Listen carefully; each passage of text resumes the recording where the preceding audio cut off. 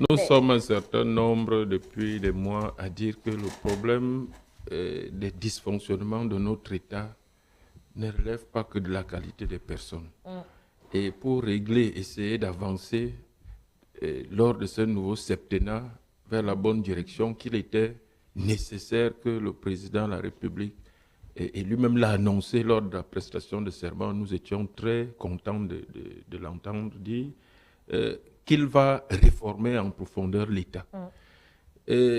Si ce n'était qu'une question de personnes, je pense que euh, ceux qui gouvernent aujourd'hui, ils ont beaucoup de qualités, certains ont beaucoup de qualités, et on verrait que dans leur secteur d'activité, que ça marche, mais ça ne marche pas. Donc, pour régler en profondeur les problèmes, et d'où la dépersonnalisation du pouvoir, parce que quand vous voulez vous occuper que du gouvernement et des personnes, là, vous voulez personnaliser le pouvoir. Pour montrer que le chef de l'État ne personnalise pas le pouvoir, c'est que il est peut-être celui-là qui, avec un recul, parce qu'il a mis long à la tête de l'État, maîtrise les limites de tout ce que lui-même a eu à faire avec ses équipes. Il est mieux placé que nous qui sommes pressés parfois d'occuper des postes de parlementaires, de ministres et tout ça, pour essayer de faire avancer, de trouver des solutions. Il n'y a pas de solution parfaite, sinon ça se saurait. Euh, donc, c'est bien de prendre du temps pour ces réformes. La réforme qui a été adoptée hier n'est que la toute première, puisque La réforme, vous parlez évidemment, et ça nous le disons en quoi depuis, peut-elle participer et à décrisper la situation nous le actuelle, disons, monsieur non Jamais? mais il faut commencer Quelque part. par les préalables, non pas par quelque part, parce que si vous allez commencer en aval, alors que tout reste entier en amont les problèmes, vous ne réglez pas les problèmes, donc il faut commencer en aval. Et la loi fondamentale, c'est vraiment au sommet, et après on va descendre.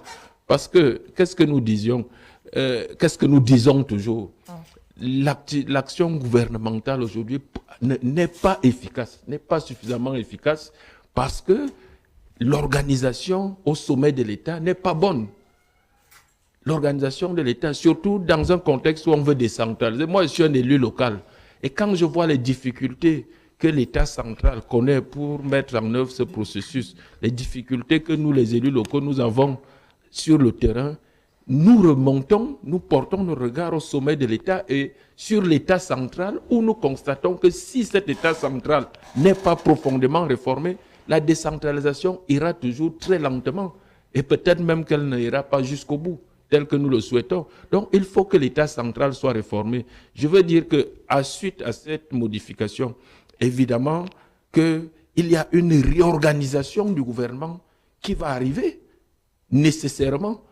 Et ce que nous attendons de cette réorganisation, et je pense que le chef de l'État est bien conscient, c'est que cette réorganisation, non seulement qu'elle intègre maintenant dans cette architecture organisationnelle la vice-présidence, pour que ce vice-président soit donc utile, parce que là, nous lisons les lettres, nous ne sommes pas, je suis un ancien postier, nous, à la poste, on apprend à lire les lettres dans les enveloppes, c'est-à-dire par type d'enveloppe, par type de correspondance, je peux deviner ce qui est dedans, que c'est un exploit des choses, ceci, mais tous les Camerounais sont devenus des postiers parce que nous lisons les lettres